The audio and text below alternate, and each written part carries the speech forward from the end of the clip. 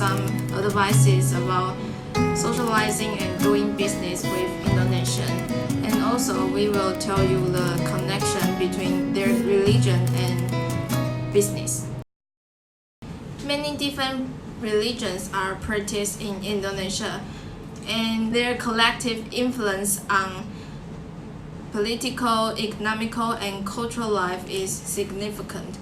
Therefore, what should we never ever do when we social with Indonesian? First of all, do not wear revealing clothes. You should not wear revealing clothes that are because most of the Indonesians are really conservatives and they prefer the body parts to be covered up.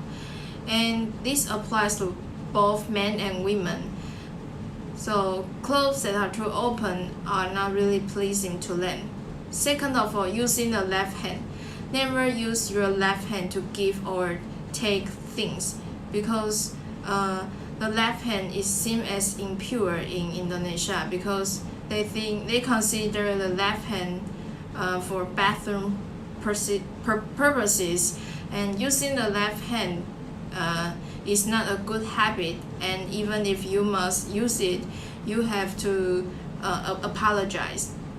And third, do not touch people's heads. For many Indonesians, the head is considered as the most sacred part of the body, especially in Bali. Therefore, touching people's head without a good reason is a big no in Indonesia. Never place your hand above or near their heads, especially if you are not really close to the person. And fourth, memorize the word boleh. If you'd like to convince the Indonesian people that you are respectful and friendly, simply ask boleh. It means may I, and it serves as a kind of catch-all when it comes to asking for permission in the country. Fifth, you cannot call people without titles. In Indonesia, people use titles when calling other people.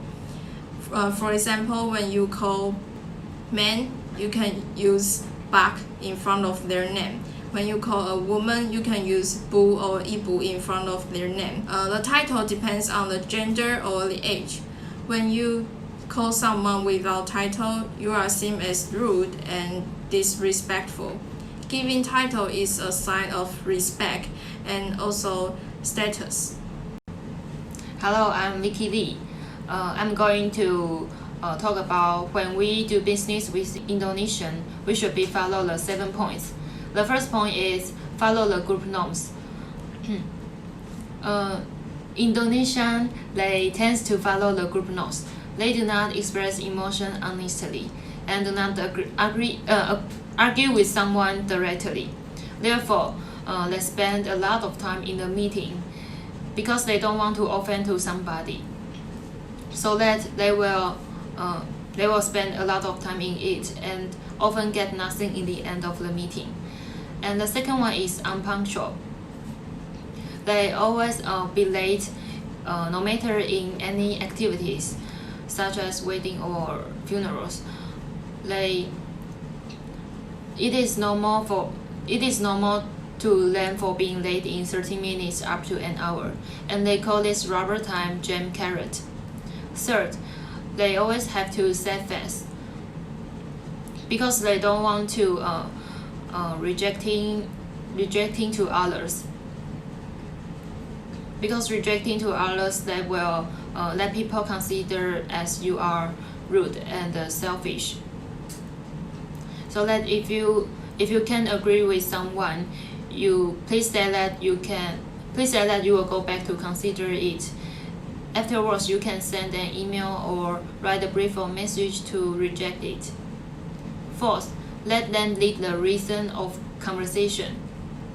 It is better not to talk about business when you visit the Indonesian at the first time, because if you too eagerly or urge them to answer buy or not to buy, they will think that you urge them, and they may stop the negotiating immediately, so that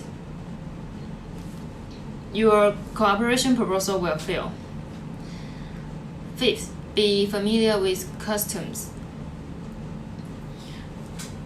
When dealing with Indonesian businessmen, you should be familiar with the custom, which is really helpful for the business between the two sides.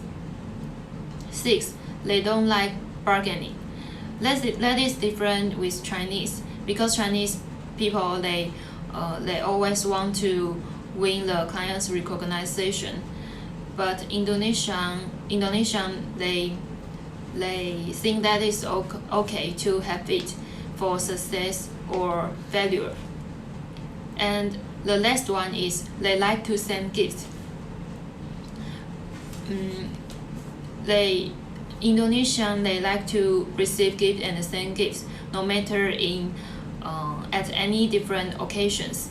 Besides, when you go to travel, you should not forget to bring some small gift to your colleagues or friends.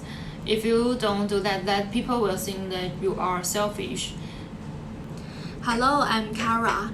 And if we are going to do business in other countries, we definitely need to be aware of the culture and taboos. In spite of social and business parts that Vicky and Lizzie had mentioned previously, the religion of Indonesia is also important. It has a great influence to Indonesia's politics, economic, and social living.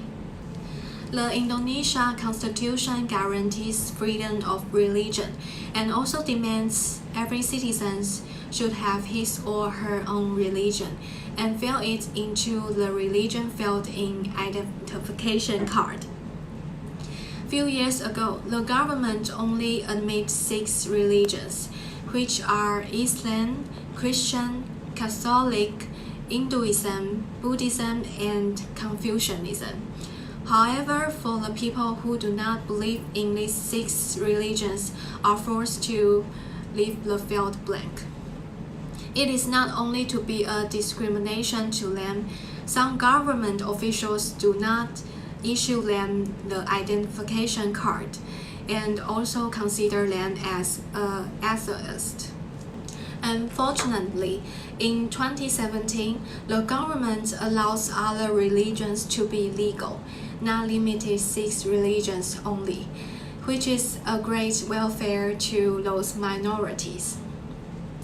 While there are about 87% of Indonesians believe in Islam, it is unnegligible. Those who believe in Islam are called Muslim. There are some specifications they followed. First, Muslims need to pray 5 a day. Therefore, no matter it is a city or countryside, we can see Muslims assembly center everywhere. The mark with half front and a star above is the sign of the church. Second, they have Ramadan every year. The Ramadan lasts for a month. In this period, they only can eat after the sunset. Therefore, to express polite and respect, do not eat in front of Muslims when the Ramadan month. Some restaurants will hang white cloth on the windows to prevent them from seeing people eat in the daytime. Last, there are some food is prohibited to Muslims, such as pork and pork products, alcohol, and any food with blood and animals that died before slaughtered. And those accord with these regulations are called halal food. If you want to give gifts to them, be careful of these foods.